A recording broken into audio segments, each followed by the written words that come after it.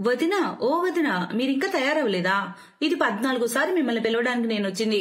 ఈసారి మిమ్మల్ని తీసుకెళ్లకపోతే మీకేమో కానీ నాకు పడతాయి అమ్మ చేతిలో బాగా. త్వరగా కానివ్వండి వదినా. బ్లష్ అండ్ లిప్స్టిక్ అంతే, జస్ట్ 2 minutes వెళ్ళిపోదాం. అలా చెప్పి ఇంటి కొత్త కోడలు మాన్సి మళ్ళీ మేకప్ వేసుకోవడం మొదలు పెడుతుంది. ఆమె ఆడపడుచు సౌమ్య తన దగ్గరకు వచ్చి నిల్చొని అంటుంది, బాప్రే వదినా, మీ కంటి లాషెస్ పడిపోయాయి. లేదు సౌమ్య, ఇవి నకిలీ లాషెస్. వీటిని లాష్ గ్లూతో కళ్ళ కంటించుకోవాలంతే. మేకప్ లో ఇదొక భాగం. అరే అద్భుతం ఇది. ఇవేంటోదినా? ఇవా బ్లషర్ అండ్ హైలైటర్స్. ఇంకా ఇది ఐ షాడో ప్యాలెట్. ఇంకో చూపించరా నీకు? ఇది చూడు, ఇది నా లిప్స్టిక్ కలెక్షన్. అరే వా వదినా, మీ దగ్గర మేకప్ ఎన్ని సామాన్లున్నాయి. నా దగ్గర కేవలం గులాబీ రంగు లిప్స్టిక్ మాత్రమే ఉంది. అది కూడా నేను బాగా పట్టుపడితే కొనిపించింది అమ్మ ఏడాది క్రితం. కానీ అలా ఎందుకు? నీ వయసు అమ్మాయిలు అసలు ఎంత మేకప్ వేసుకుంటారో తెలుసా? కానీ అమ్మకు మేకప్ అస్సలు నచ్చదు. తను వేసుకోదు, నన్ను వేసుకొనివ్వదు. ఓహో సరే వదిలే, ఏం పర్లేదు. ఇక నుంచి నేను నీకు మేకప్ కోసం ఏం కావాలన్నా ఇస్తాను, నా దగ్గర తీసుకో. నిజంగానా? ఓ థ్యాంక్ యూ వదినా. కానీ నిజం చెప్పాలంటే నాకు మేకప్ వేసుకోవడం రాదు. మీరు నాకు మేకప్ చేస్తారా మరి? చెప్పండి వదినా. అయితే సరే, రా కూర్చో, ఇప్పుడే నీకు మేకప్ వేస్తాను. తర్వాత సౌమ్య ఉత్సాహంగా కుర్చీలో కూర్చుంటుంది. మానసి కూడా చాలా ప్రేమగా తనకు మేకప్ వేస్తూ ఉంటుంది. కానీ ఈ సందట్లో వాళ్ళు మర్చిపోయారు బయట మానసి కోసం ఎదురు చూస్తూ ఉన్నారని. చాలాసేపటి వరకు సౌమ్య రాకపోయేసరికి సౌమ్య అమ్మ కళ్యాణి స్వయంగా మానసి గదిలోకి వస్తుంది. అక్కడ జరిగేది చూసి ఆమె కోపం నశాలని కంటుతుంది. ఆ కోపంలో ఆవేశంగా అంటుంది, సౌమ్య, నిన్నెందుకు పంపా ఇక్కడికి? ఈ రంగులు పూసుకోవడానికా? అమ్మా అది కానీ నేనది కొంచెం అలా అది. అత్తయ్య, మీరు సౌమ్యపై కోప్పడకండి. నేనే తన్ని ఆపాను. మీరు తను సరిగ్గా చూడలేదనుకుంటా. చూడండి మేకప్ లో తను ఎంత అందంగా ఉందో. అందంగానా? 1వ నెంబర్ భూతంలా ఉంది, అచ్చం నీలాగా. ఏయ్ సౌమ్య, వెళ్ళి ముందు మొహం కడుక్కొని తర్వాత అందరికి టిఫిన్లు ఇవ్వు. వాళ్ళమ్మ తిట్టడంతో సౌమ్య చిన్నబోతుంది. ఇక సైలెంట్ గా ముఖం కడుక్కోవడానికి వెళ్తుంది. తను వెళ్లడంతోనే కళ్యాణి, కబర్దార్, ఇంకెప్పుడైనా నా కూతుర్ని నీలాగా తయారు చేయాలని ప్రయత్నిస్తే. ఏమత్తయ్యా, నాలా ఉంటే తప్పే ఉంది? ఏముందా చెబుతా ఇప్పుడే. ఇంటి పనులన్నీ వదిలేసి ఎర్రటి లిప్స్టిక్లు వేసుకోవడంలో పడితే ఇక ఇల్లు ఏం చక్కదిద్దుకుంటారు? నీకేం పోయింది? మీ నాన్న ఉన్నాడు, ఎంత కావాలంటే అంత ఖర్చు చేస్తాడేమో ఈ నీ ఎర్ర పచ్చరంగ డబ్బాలపై. కానీ మా ఇంటి అమ్మాయిలకు మేమెప్పుడు నేర్పేది ఏంటంటే ఎంత చాపుంటే అంతే కాళ్ళు ముడుచుకోమని. కానీ అత్తయ్య, చాలు, నాకు నీతో ఇక వాదించాలని లేదు. బయట చుట్టుపక్కల ఆడవాళ్ళందరూ ఎప్పటి నుంచో ఎదురు చూస్తున్నారు. ఒకవేళ అయితే నీ రంగురంగుల ముఖం వాళ్ళకి కాస్త చూపించు, లేదంటే కాసేపట్లో వాళ్ళు వెళ్ళిపోతారు. అలా చెప్పి కళ్యాణి అక్కడి నుంచి వెళ్లిపోతుంది. తన వెనకే మానసి కూడా మేలి ముసుగు వేసుకుని బయటకు వస్తుంది. కళ్యాణికి 2 పిల్లలు, కొడుకు దినేష్, కూతురు సౌమ్య. దినేష్, మానసి ఒక కాలేజీలోనే చదువుకునేవారు. అక్కడే వారు ప్రేమలో పడి పెళ్లి చేసుకోవాలని నిర్ణయించుకున్నారు. కళ్యాణికి మొదటి నుంచి ఈ సంబంధం ఇష్టం లేదు. ఎందుకంటే గొప్పింటి ఆడపిల్లలు తమ చిన్న ఇంటి ఇల్లాలుగా ఇల్లు చక్కదిద్దుకునే పని చేయలేరనేది ఆమె విశ్వాసం. అలాగే దినేష్ తన భారం మోయలేడని. మరోవైపు మానసి ఆలోచనలు అందుకు పూర్తిగా విరుద్ధంగా ఉంటాయి. మానసి, నేను ముందే చెప్పాను కదా, నీకు అమ్మతో నువ్వు అడ్జస్ట్ అవ్వలేవు. ప్రతి విషయంలో దెప్పి పడవటం అలవాటు ఆమెకు. చూడలేదా నువ్వు పాపం సౌమ్యని ఎలా భయంలో పెట్టిందో? నా మాట విని మనం ఇక్కడి నుంచి.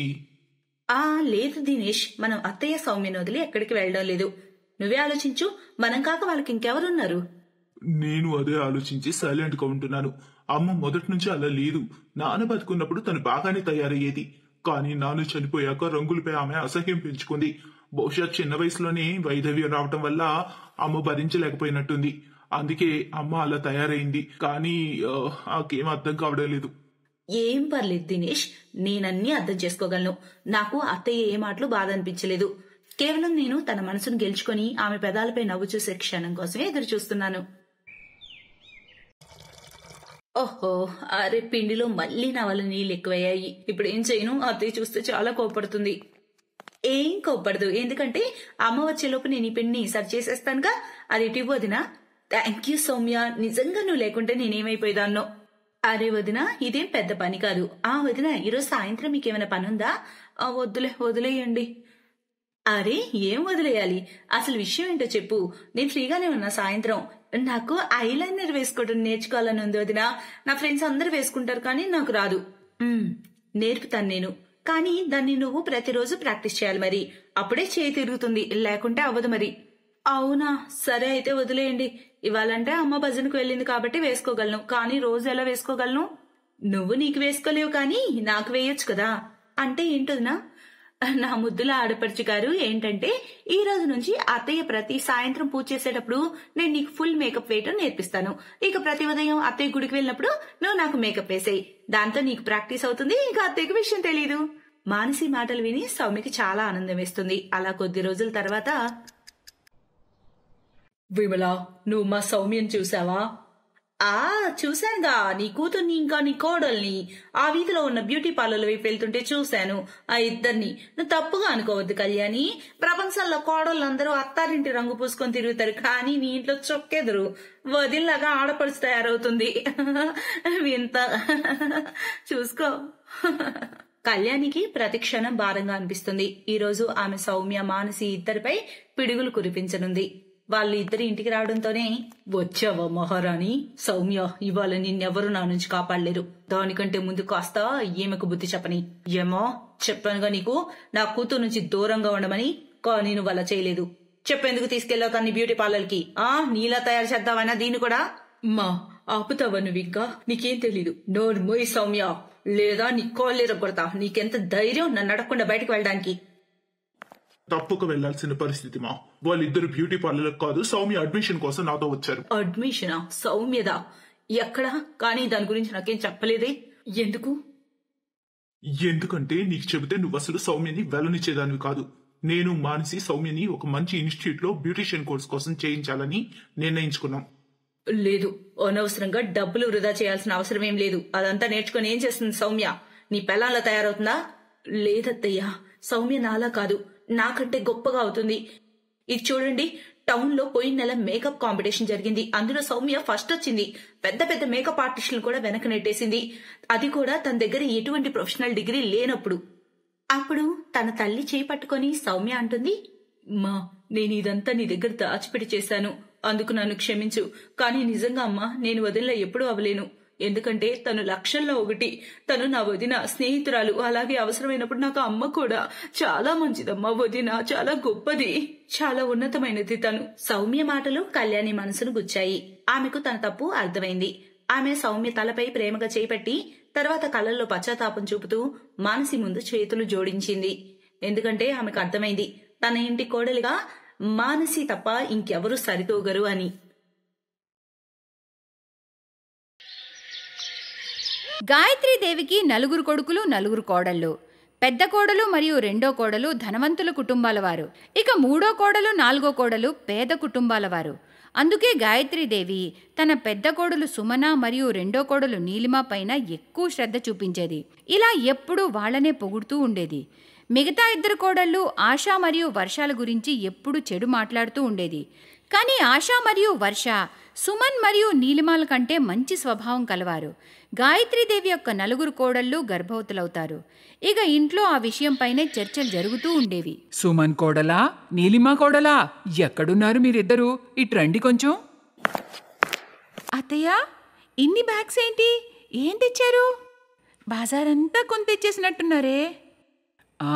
అలాంటిదేనమ్మా. మరి నా 2 ముద్దులు కోడళ్ళు గర్భవతులు కదా, అందమైన పిల్లల్ని కనబోతున్నారు. మరి నేను చూసుకోకపోతే ఎవరు చూసుకుంటారు? ఇదిగోండి, ఇది దేశీ నెయ్యి. ఇంకా ఇవి బాదాం, కాజు, కిస్మిస్ డబ్బాలు. మిగతావన్నీ రకరకాల ఫ్రూట్స్ తెచ్చాను.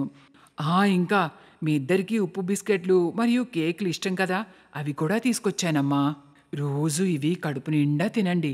మీ ఇద్దరూ మీ తిండిపైన అస్సలు శ్రద్ధ చూపించట్లేదు. సరే అత్తయ్య, నేను ఇచ్చిన డబ్బులన్నీ అయిపోయాయా లేదా ఏమైనా మిగిలాయా? అంటే అవి సరిపోయాయో లేదో అని అడుగుతున్నాను అత్తయ్య. అరే, మీరైతే అసలు డబ్బులు ఖర్చే చేయలేదు. నేను మీకు ఇచ్చాను కదా, మరి సామాన్లు ఎలా వచ్చాయి? కోడలి డబ్బు ఖర్చు చేసే అత్తని కాదమ్మా నేను. మీరు ధనవంతుల కుటుంబాల నుంచి వచ్చారు. నేను మీకిక్కడ ఎలాంటి లోటు చేయను. నా దగ్గరున్న డబ్బుతోటే ఇవన్నీ తీసుకొచ్చాను. అదే మీ మావయ్య గారి పెన్షన్ ప్రతి నెలా వస్తుంది కదా, అది నా దగ్గర అలానే ఉన్నాయి. వాటిని ఖర్చు చేసే అవసరమే రాలేదు. ఇప్పుడు అవకాశం వచ్చినప్పుడు నేనెందుకు ఆగుతానమ్మా? అక్క, మన అత్తగారు ఎంత మంచివారో కదా అక్క. ఆశా, ఓ ఆశా, వర్ష, ఎక్కడున్నారు మీరిద్దరూ? అప్పటినుంచి కూర్చున్నాను, ఒక గ్లాస్ నీళ్ళు కూడా ఇవ్వలేదు. తర్వాత మా ముగ్గురికి వేడివేడి టీ పెట్టివ్వో. అత్తయ్య నీళ్ళు తాగండి, వర్ష టీ తీసుకొస్తుంది. సరేలే, నువ్వు వెళ్ళు. ఇక్కడెందుకు నిల్చునున్నావు? అత్తయ్య చాయ్ తీసుకోండి. పాలల్లో టీ పొడి వేయమని ఎన్నిసార్లు చెప్పానే. నా ఇద్దరి కోడళ్ళకి బలం చాలా అవసరం, కానీ నువ్వు మళ్ళీ పల్చటి టీయే తీసుకొచ్చావేంటే? అత్తయ్య నేను పాలలోనే టీ పొడి వేశాను.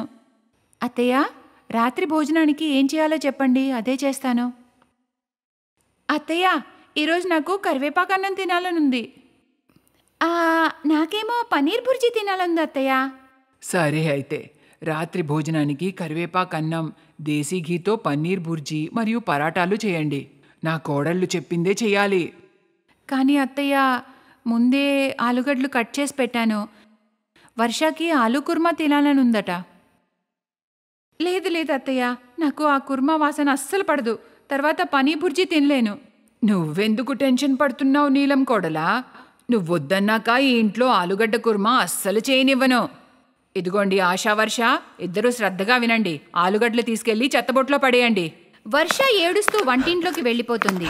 ఆశ తన దగ్గరికి వెళ్ళి తనని ఓదారుస్తుంది. వర్ష, అత్తయ్య మాటల్ని పట్టించుకోకు. నీకు ఆలు కుర్మా తినాలనుంది కదా. పెద్దక్క చిన్నక్క నిద్రపోయాక, అత్తయ్య సాయంత్రం గుడికి వెళ్ళాక అప్పుడు నేను నీకోసం చేసి పెడతాలే. ఆశ అక్క, మనకి ఎందుకు ఇలా జరుగుతుంది? మనం కూడా ప్రెగ్నెంటే కదా. అత్తయ్య మనల్ని ఎందుకు సరిగ్గా చూసుకోదు. మనమిద్దరం పేదవాళ్ళం కాబట్టే ఇలా చేస్తుందని నాకు తెలుసక్క. మరి పెద్దక్క చిన్నక్కలాగా మనం ధనవంతుల ఆడపిల్లలం కాదు కదా.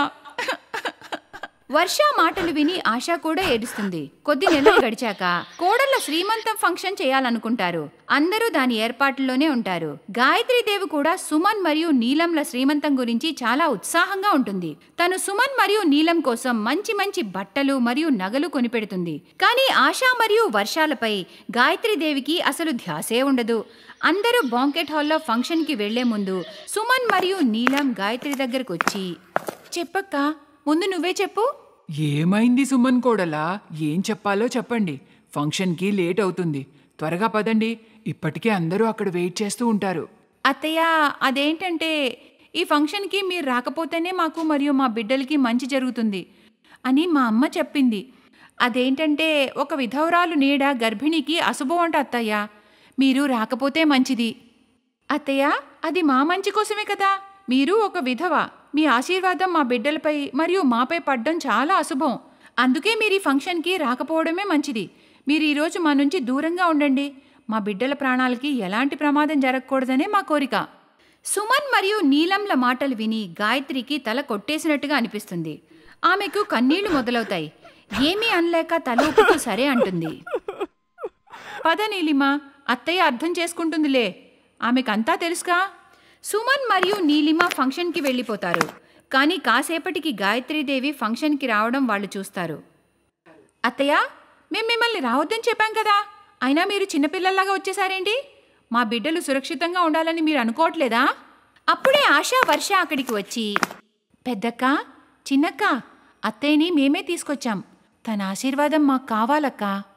అవునక్క, అత్తయ్య ఆశీర్వాదం మాకు దేవుడి దీవెనలతో సమానం. తను కూడా తల్లే కదా. తను కూడా పిల్లలకి జన్మనిచ్చింది కదా. తను మన పుట్టబోయే పిల్లలకి నానమ్మ కాబోతుంది. ఆమె ఆశీర్వాదం మాకు తప్పకుండా కావాలి. పదండి అత్తయ్య, మా ఇద్దరిని మీరు ఆశీర్వదించండి. ఈ శ్రీమంతం ఫంక్షన్ మీతోనే మొదలవ్వాలి. పదండి. నన్ను క్షమించు ఆశ, వర్ష. నేనెప్పుడూ మీతో చెడుగానే ప్రవర్తించాను. కానీ ఈరోజు మీ ఇద్దరూ నన్ను చాలా గౌరవిస్తున్నారు. సుమన్ మరియు నీలంని నేను ఎంతో ప్రేమగా చూశాను. కానీ వాళ్ళు నాకు ఇవాళ నిజరూపాన్ని చూపించారు. పెద్ద ధనవంతుల కుటుంబం నుంచి వచ్చారు, కానీ వాళ్ళ మనుషులు మాత్రం చీచి. అలా అంటూ గాయత్రీదేవి ఎక్కి ఎక్కి ఏడుస్తుంది. ఊరుకోండి అత్తయ్య, ఏడవకండి. పదండి, మనమంతా కలిసి ఫంక్షన్లో ఎంజాయ్ చేద్దాం. గాయత్రీదేవి ఆశ మరియు వర్షాని హత్తుకుంటుంది. ఆ రోజు నుంచి గాయత్రీదేవి ఆశ మరియు వర్షాని చాలా బాగా చూసుకుంటుంది. తన నలుగురు కోడళ్ళని సమానంగా చూసుకుంటుంది. సుమన్ మరియు నీలం ధనవంతులని వాళ్ళని ఎక్కువగా చూసుకోవడం వంటివి లేవు. నలుగురు కోడళ్ళు మరియు వాళ్ళ పిల్లల్ని గాయత్రీదేవి సమానంగా చూసుకుంటూ ఉంటుంది. ఇదంతా చూసి ఆశ మరియు వర్ష చాలా ఆనందిస్తారు. Best buddies. హలో ఫ్రెండ్స్, ఈ వీడియో చూసినందుకు మీకు ధన్యవాదాలు. ఒకవేళ మీకు ఈ వీడియో నచ్చినట్లయితే దయచేసి లైక్ చేసి సబ్స్క్రైబ్ చేయండి మరియు ఈ వీడియోపై కామెంట్ చేయండి. ఇంకో విషయం, షేర్ చేయడం మర్చిపోకండి. ఇలాంటి మరిన్ని వీడియోలు మీరు చూడాలనుకుంటే కిందనే ఉన్న బెల్ బటన్ని నొక్కండి. చూస్తూనే ఉండండి బెస్ట్ బడీస్.